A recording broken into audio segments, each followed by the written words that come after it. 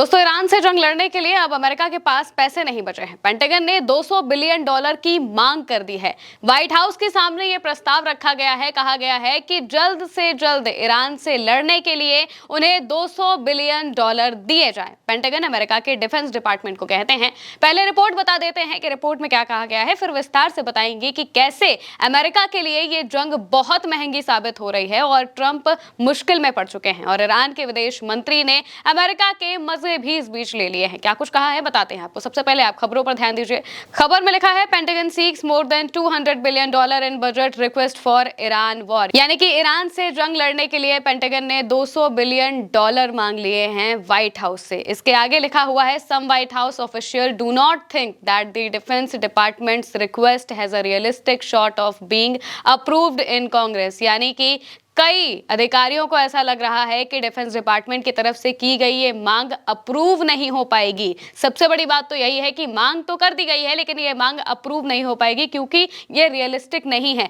कहीं से भी ईरान के साथ जंग लड़ना अमेरिका के लोग नहीं चाहते थे और ना ही उन्हें इस बात से कोई मतलब था। ईरान कहाँ है, अमेरिका कहाँ है, लेकिन फिर भी जानबूझकर डोनाल्ड ट्रंप तेल के चक्कर में इस जंग में कूद गए और मौजूदा वक्त में उन्हें अब पैसों की जरूरत आन पड़ी है क्योंकि भयंकर तरीके से ईरान ने नुकसान किया है अमेरिका का। उसके एयरबेसेस को तबाह किया है, उसके इंफ्रास्ट्रक्चर को तबाह किया है, एयर डिफेंस सिस्टम तक को ध्वस्त कर दिया है, जिस वजह से अमेरिका को अब वापस से पैसे चाहिए ताकि वो ये सारी चीजें वापस से बना सके। एक दिन में अरबों का खर्चा अमेरिका का हो रहा है। वॉशिंगटन पोस्ट ने एक सीनियर अमेरिकी अधिकारी को और इस मामले से जुड़े 3 लोगों का हवाला देते हुए बताया है कि व्हाइट हाउस से करीब 200 अरब अमेरिकी डॉलर से ज्यादा की रिक्वेस्ट पेंटागन ने की है और इसे मंजूरी देने के लिए कहा है ताकि कांग्रेस ईरान पर चल रहे अमेरिकी हमलों के लिए फंड दे सके। कांग्रेस से फंड मांगे जा रहे हैं। दरअसल पहले पेंटागन यानी कि जो डिफेंस डिपार्टमेंट है वो रिक्वेस्ट करता है व्हाइट हाउस से। अगर व्हाइट हाउस पैसे पास करता है, ये व्हाइट हाउस पर डिपेंड करता है कि वो $200 बिलियन में से कितने की रिक्वेस्ट आगे भेजता है। अभी वो भी इस सोच में पड़ गए हैं कि ये पैसे बहुत ज्यादा हैं जंग लड़ने के लिए, तो जाहिर सी बात है कि वो इतनी बड़ी रकम नहीं देंगे, लेकिन उसमें से कुछ हिस्सा जरूर आगे पास करने के लिए बोलेंगे और इसके बाद फिर कांग्रेस में बहस होगी और अभी भी लग रहा है कि ये पैसे पास नहीं हो पाएंगे क्योंकि कोई भी अमेरिका का नेता ये चाहता ही नहीं है कि ईरान से जंग लड़ी जाए और उसमें अपने पैसे बर्बाद किए जाए, क्योंकि अमेरिका को सिर्फ नुकसान ही नुकसान हो रहा है।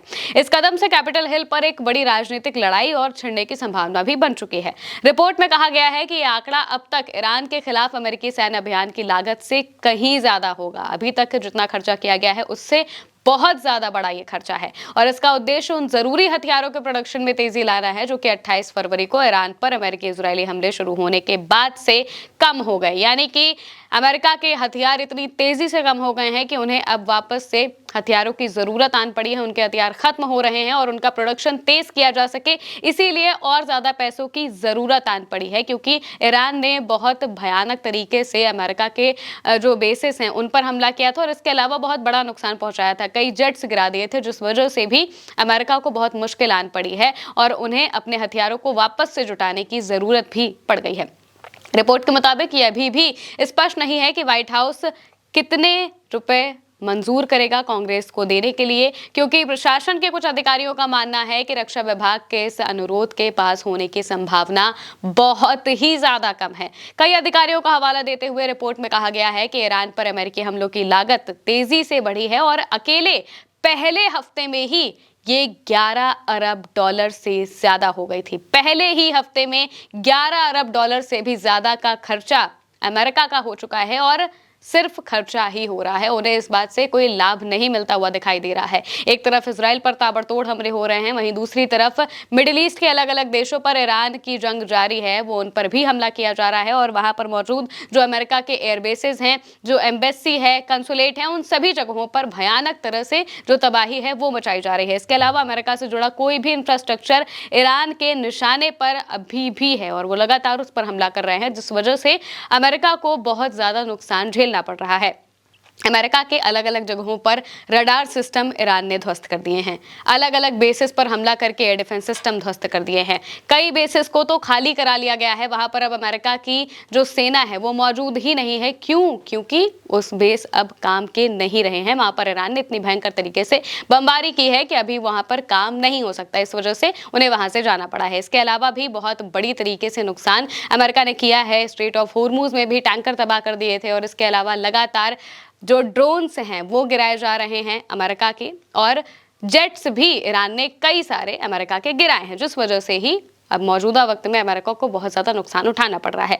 अब इस सब को लेकर अब्बास अराक्ची ने भी बयान दिया। उन्होंने एक्स पर पोस्ट करते हुए लिखा है, इस चुनी हुई जंग को शुरू हुए अभी सिर्फ 3 हफ्ते ही हुए हैं, जो कि ईरानियों और अमेरिकियों दोनों पर थोपी गई है। ये 200 अरब डॉलर तो बस टिप ऑफ आइसबर्ग यानी कि शुरुआत भर है। आम अमेरिकी बेंजामिन नेतन्याहू और कांग्रेस में बैठे उनके चमचों का शुक्रिया अदा कर सकते हैं, जिनकी वजह से अमेरिकी अर्थव्यवस्था पर खरबों डॉलर का इजराइल फर्स्ट टैक्स लगने वाला है। यानी कि इजराइल फर्स्ट के अपने नारे की वजह से मौजूदा वक्त में डोनाल्ड ट्रंप परेशान हो चुके हैं, फंस चुके हैं, और अब और ज्यादा पैसे देने का मतलब यही है कि अमेरिका के जो लोग हैं उन्हें अपने टैक्स से ये सारी कीमत चुकानी पड़ेगी, जिस वजह से उनके पैसों पर इजराइल फर्स्ट टैक्स का टैग लगने वाला है। क्योंकि मौजूदा वक्त में इजराइल के लिए ही अमेरिका इस जंग में कूदा था और कहीं से भी अमेरिका को कोई फायदा होता हुआ दिखाई नहीं दे रहा है।